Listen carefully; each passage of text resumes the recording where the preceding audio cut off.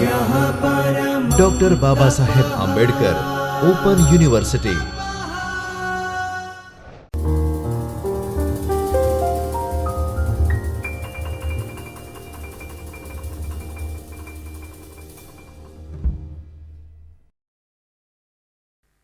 Dear students, welcome to the Chaitanya studio of Babasaheb Ambedkar Open University. Myself, Dr. Shivang Patel, Associate Professor at Babasaheb Ambedkar Open University.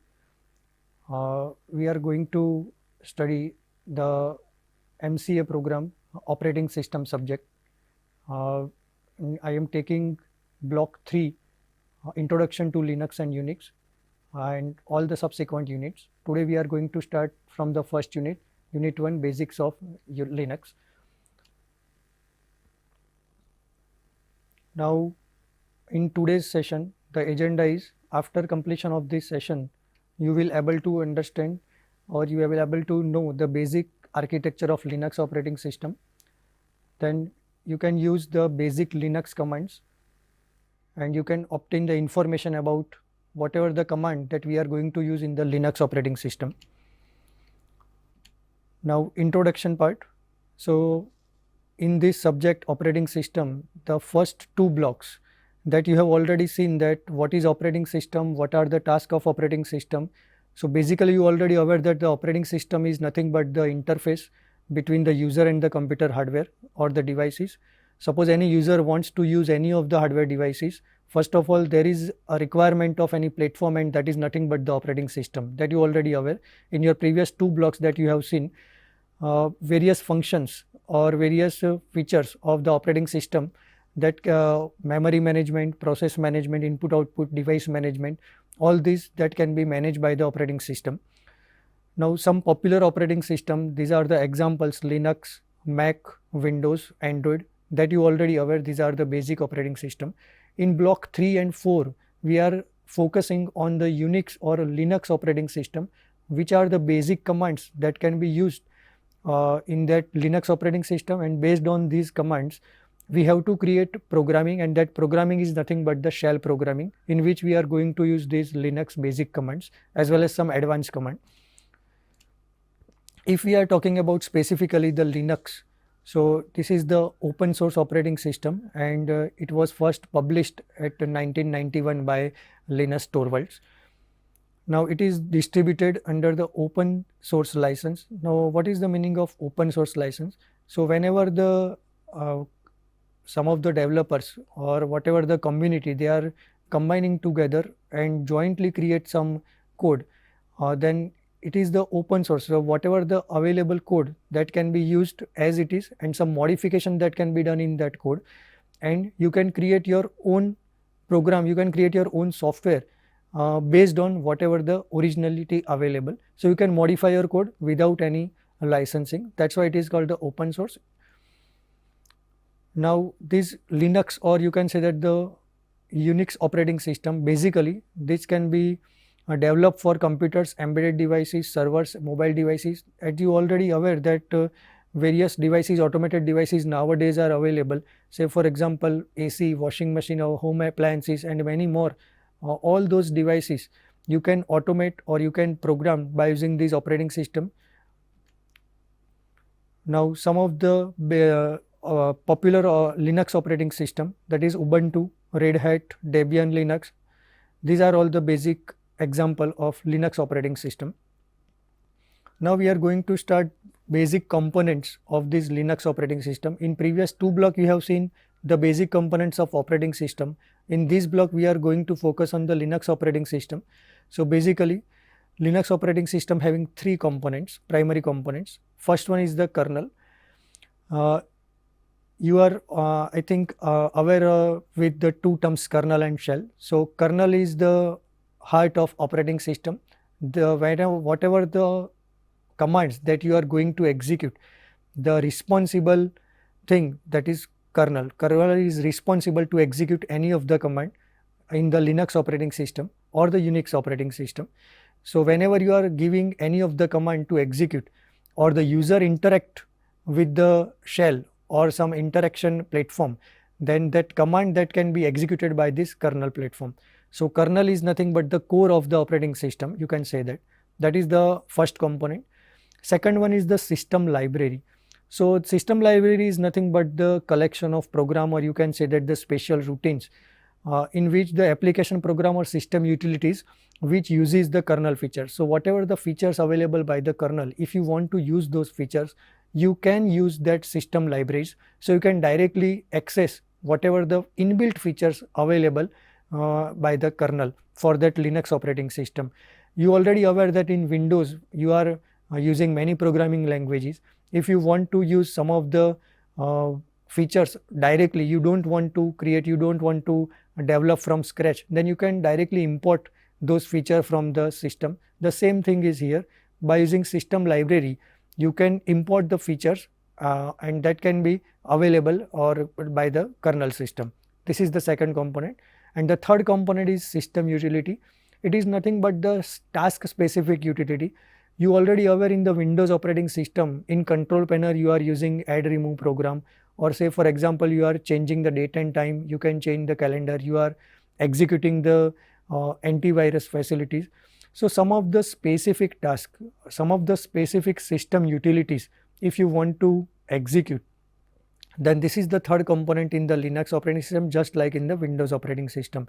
So it is a specialized individual level task that can be managed by the system utilities. You can see here in the pictorial representation the interaction of hardware that can be managed by the kernel, and the system libraries that can use that kernel. And if user want to use that libraries, if user want to create some program and use some system libraries, then these libraries that can be available to the user or to the application, and those library that can deal with kernel, and you can execute your program or your software.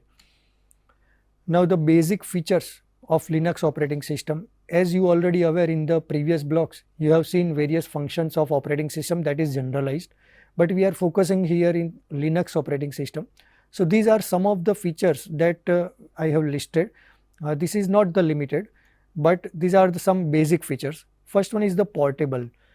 So portable, that you already know, that the mobility feature, or say for example you are creating a program, you are creating some code, that code can be able to execute on multiple platforms in which that kernel that can be available.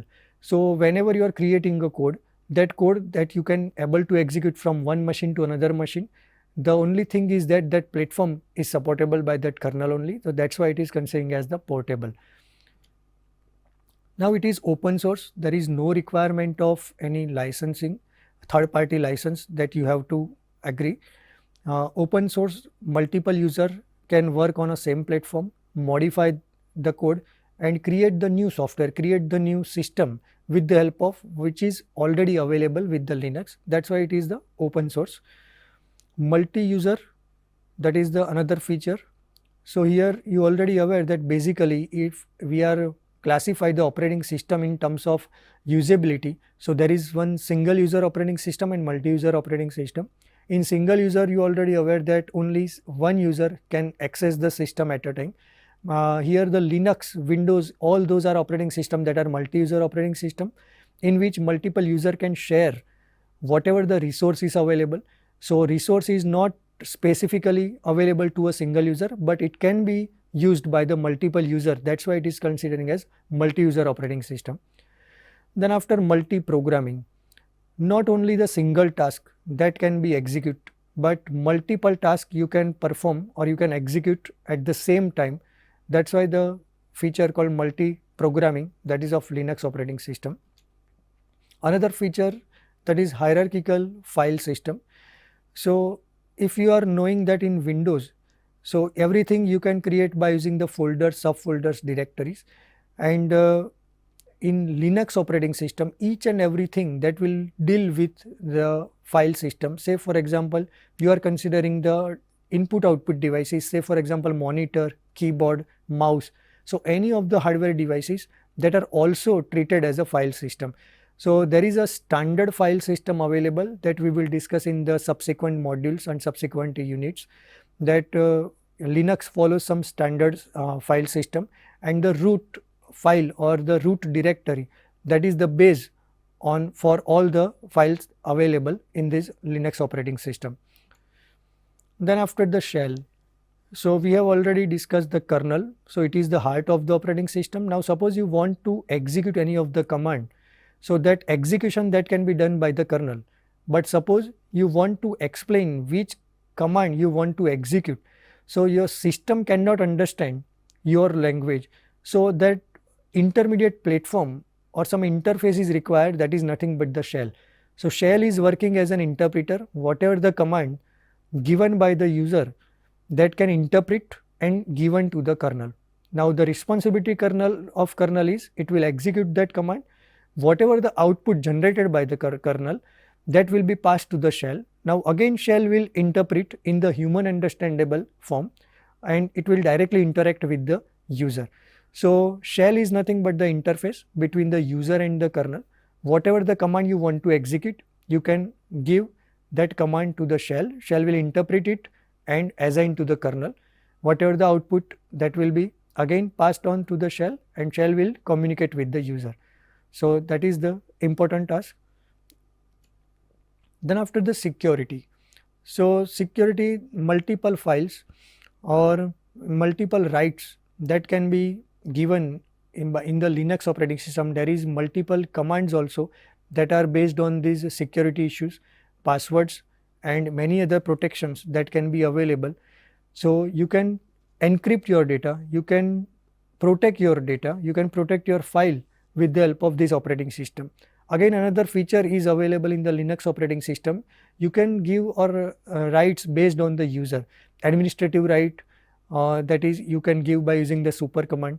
Then other normal users are also there. So you can bifurcate whatever the access rights for particular folder, particular file or particular drive or system. You can manage with easily with some of the commands in the Linux, that we will see all the commands in the subsequent units also.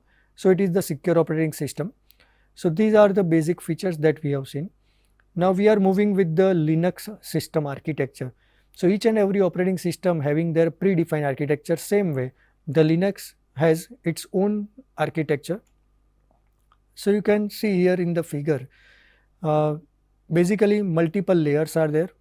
If you want to use any of the command, if you want to use any of the application, if you want to run any of the software to the hardware or the system, so these are the layers that will divide multiple tasks. First of all, the outer side, the user, multiple users are there. As you already aware that Linux is a multi-user operating system. So user 1, 2, 3 up to n, multiple user can interact with the application. So with the help of application. So application or compiler or the command, the user will interact with the system. Now system is what? System understand those command, or system understand whatever the application give the command with the help of shell that we have seen. So shell, that is the intermediate part, whatever the command given by the user in the form of commands or in the form of application. So those commands that can be interpreted by the shell, that shell convert those commands into machine understandable form, and that commands that can be executed or passed first of all to the kernel, and then after kernel will execute those commands and kernel will interact with the hardware. Say for example, you are going to execute a command called date that will give you current date and time. So that command will interpreted by the shell first of all, then it will assign or pass to the kernel. Kernel will execute that command by interacting with the system. System date and time that will be fetched. Whatever the components required to communicate, or whether it can be any hardware component, that all communication that can be done by the kernel, execution can be done by the kernel, and the output finally that will be passed to the shell. Again shell will interpret that output and passed or assigned to the user. So that is the whole structure, you can say that the architecture of Linux operating system. Now the basic Linux usage, in this topic we will see the basic commands, very basic commands that can be used in the Linux operating system. In the subsequent unit we will see some advanced commands also.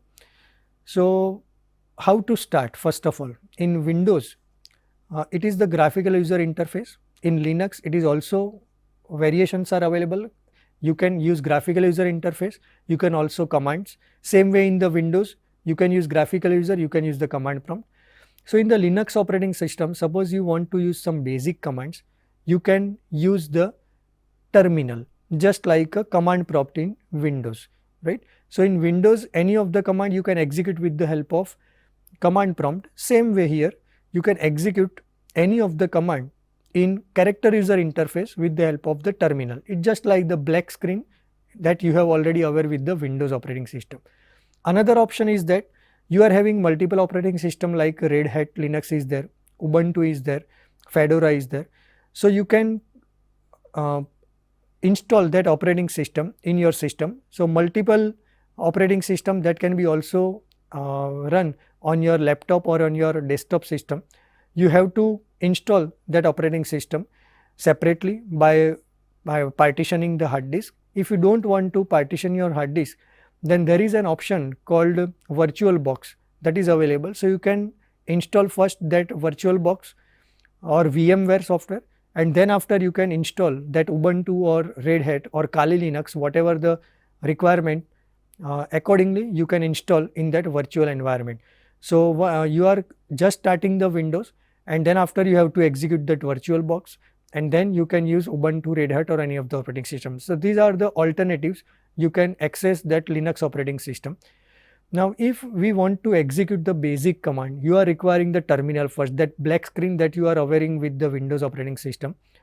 So you can also use any of the emulator in Windows operating system also. Nowadays multiple emulators are there and multiple editors are there. They are giving the features, they are giving the facilities to allow you to run Linux commands on the Windows platform. So if you don't want to install the whole operating system, whole Linux operating system on the Windows or any other partition, in that case you are having one alternative. You can just simply install that particular emulator and you can able to use whatever the basic commands of the Linux. So whenever you are launching that particular terminal, that is the black screen, you can see such kind of prompt that ended with the $sign. So the prompt indicates whatever the user logged in into that particular system, that prompt information that is available based on that user logged in and whatever the you are executing in which with the current directory. $prompt that indicates that now you can enter any of the command, now the screen or the terminal is ready to take input.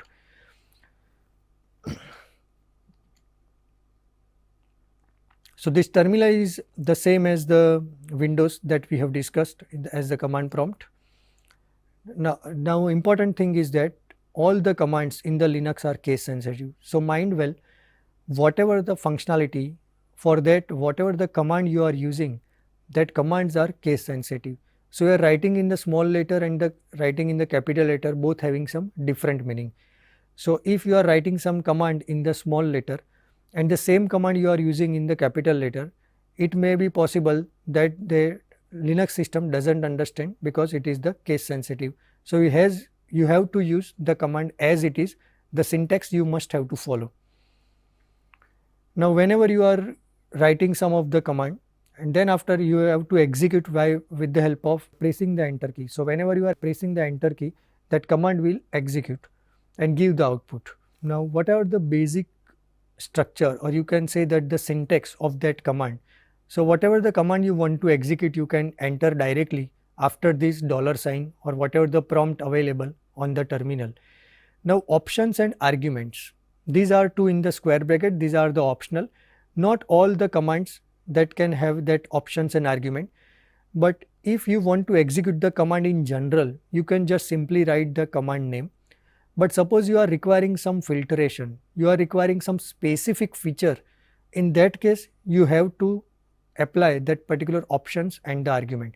So you can get the exact output, you can get the exact result, whatever you are requiring. So these two are the optionals, options and the arguments. Now general purpose Linux commands.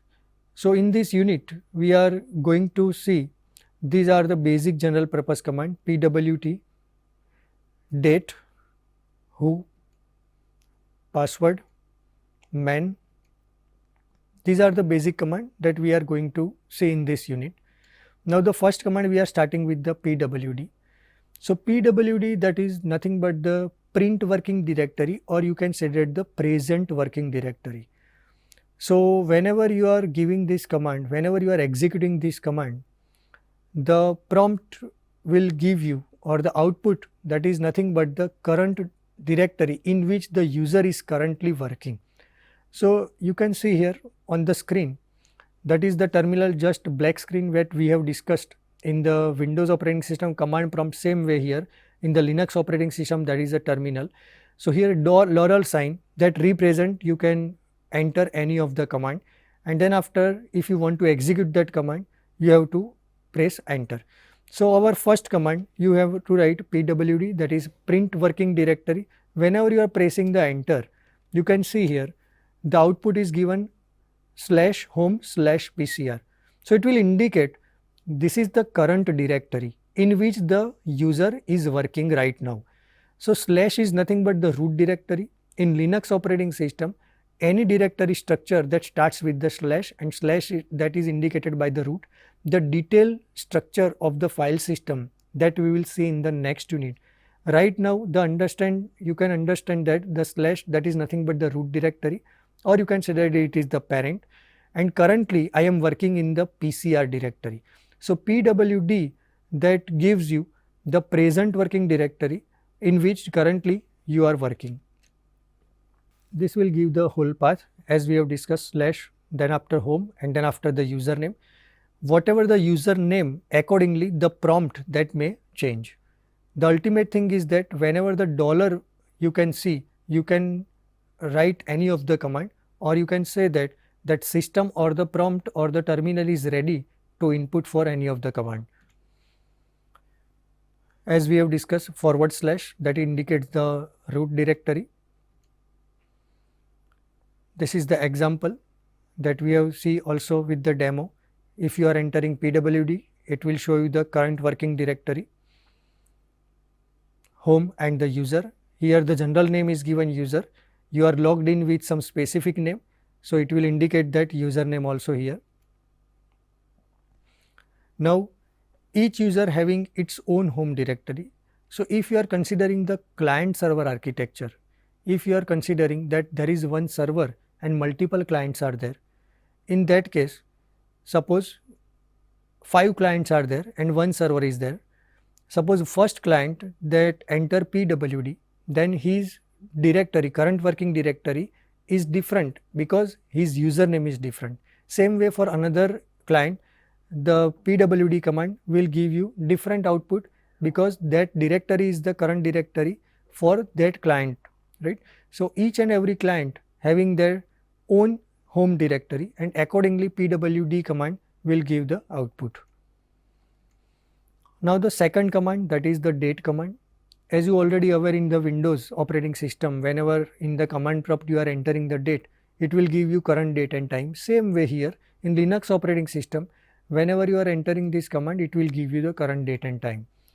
Now suppose you want to change the date and time, it is also allowed here to change the date and time.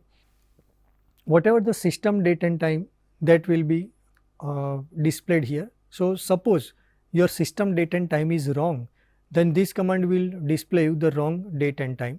If your system time is currently synchronized with the latest date and time, in that case this command will give you the current or latest date and time. So the syntax for this command is date, then after dollar, that represent the starting of the command. So whenever you are starting the terminal, so it prompt will be starts with the dollar, then after you have to write the command. So date command, then after option and the format. So you have to enter some specific format of date. In that case, it can be also allowed. You already aware that the long format of date, short format of date, in some of the date format, the year that can be in the 4 digit, in some of the date format it is of 2 digits, month that is in the July, say for example, and some for say for example in some it is the numbers. Suppose you want to display the current time in hour, minutes and second in the long time. So all these things that can be managed in the format options. So these are the optional. It is not mandatory. whenever you are entering the date command, just it will display the current date and time. But if you want to represent some specific format of date, in that case you have to use this option and format. So these are the basic formats available. If you want to display only the month, then you can write plus modulo sign or percentage sign and then after small f. As we already aware that the Linux operating system, it is case sensitive. So mind well, you must have to use the syntax as it is. Small m and capital M both having some different meaning, they will produce different output. So if you are entering the small m, then it will display the month, H that is the month name, Y that is last 2 digit of the year, H that is the hours, capital M that is minutes, capital S seconds, capital D date, capital Y 4 digits of the year. So we are moving with the terminal. You can see the practical. If you are entering date command, it will display the current date and time. This is the standard time, standard format. If you are requiring some specific format, in that case, as we have discussed, you have to use some specific format options for that. So you can write date, then after you can write plus sign, then modulo sign, say for example small m. So you can see it will display the 2 digit of month, that is the current month.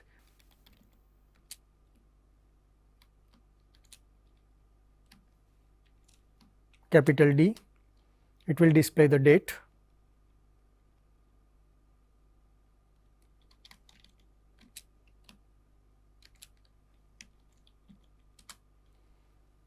It will display the month digits. So these are the multiple options available. Whatever the requirement, accordingly you can use from this table. Now the next command is who command. So basically two variations are there. One is simple who command and another is who am I. M and I are the arguments. This is not mandatory. But what is the difference? So if you are known to that client server architecture, there is one server and multiple clients. So suppose there is a server of Red Hat Linux or Kali Linux and multiple clients are working on that server. So multiple users are there currently. So whenever you are entering who command, in that case, whatever the number of users that are currently logged in to that particular server, all the users are listed here with the help of who command. So who command gives you the output of all the current users for particular server or particular Linux operating system. If you want to see only your information that you are logged in that case you have to use with this command argument m and I, who am I. So first of all we can see that who command, that is the list of users that are currently logged in. It will return the username, terminal, login time information. The user, suppose for some of the time the idle, then that idle time that will be also mentioned by this command. The terminal, that information that can be also provided by this command. All the terminals are stored in the device directory, that is / and dev. As we have discussed that all the hardware devices that are working as a file system in the Linux or Unix operating system. So all those devices are as a file in this device directory.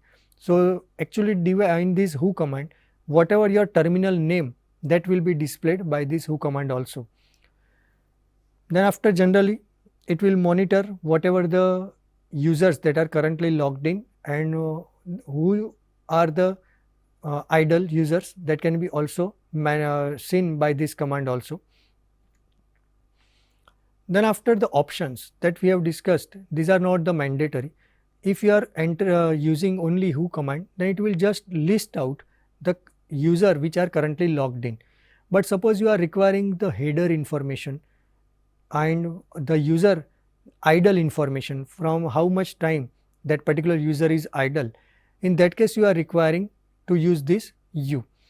So H, that represent the header information, that is the terminal name, then after the time at which the user is idle, terminal name. These are all the heading information, process identification number, that can be seen by this option. Just user is inactive for more than 24 hours, then it is displayed as old. what is it means? Say for example, you are currently using the system and then after you are leaving the system and the time is more than 24 hours that can be passed.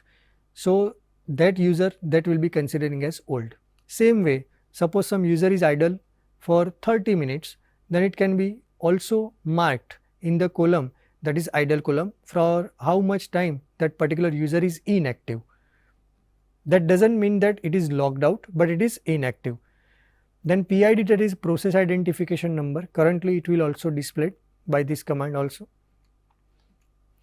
Another alternative that we have discussed, the variation, that is MI, the difference in who command, all the users that can currently logged in that are listed, but suppose you are requiring any specific user information, that is you are currently logged in, so that will be displayed in a single user format.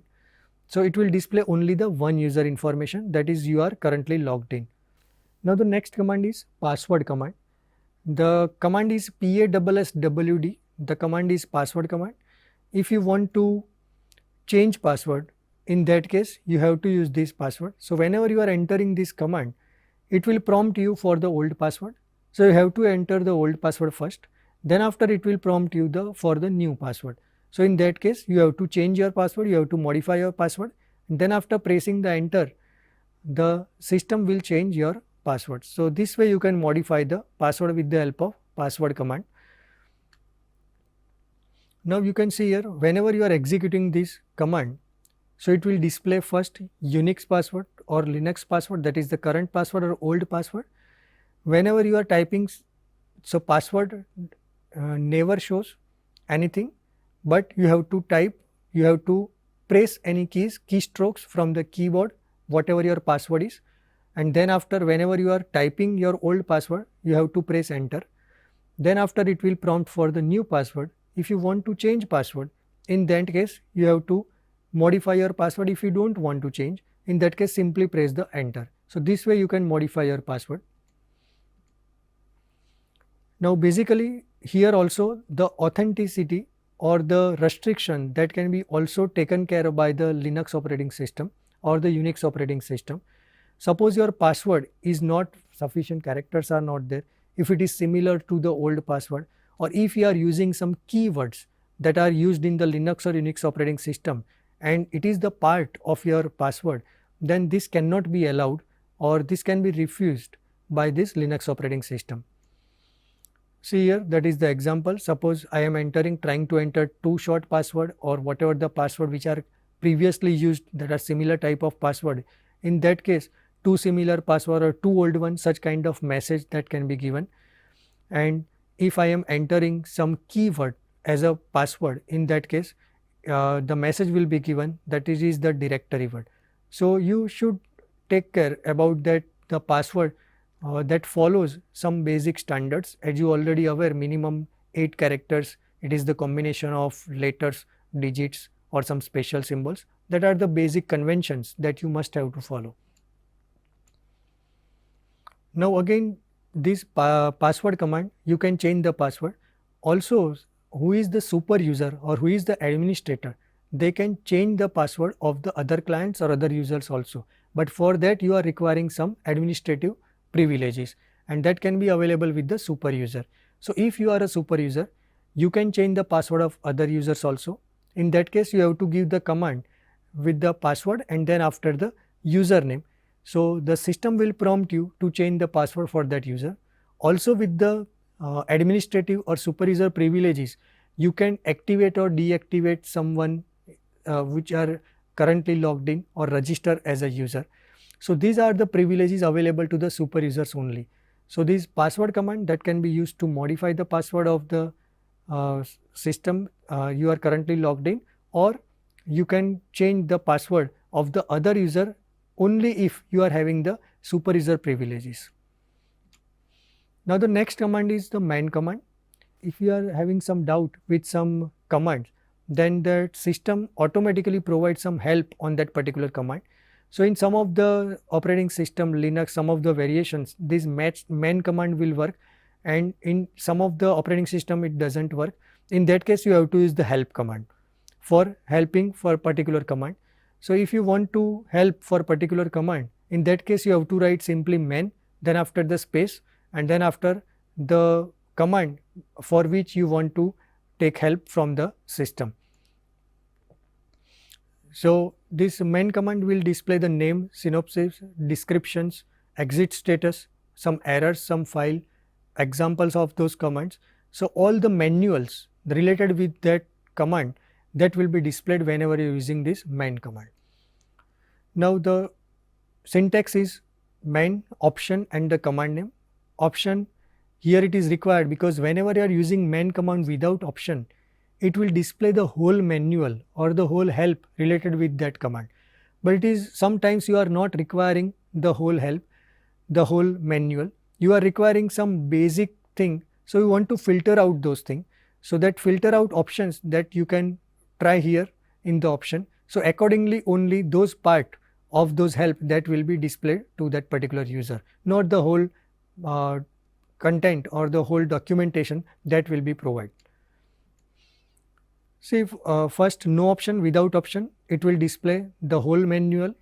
The example is given man and the printf. Suppose you want to find the help for the printf command, how it can be used, which are the options of printf command, then simply write man and printf, it will display the documentation of printf command.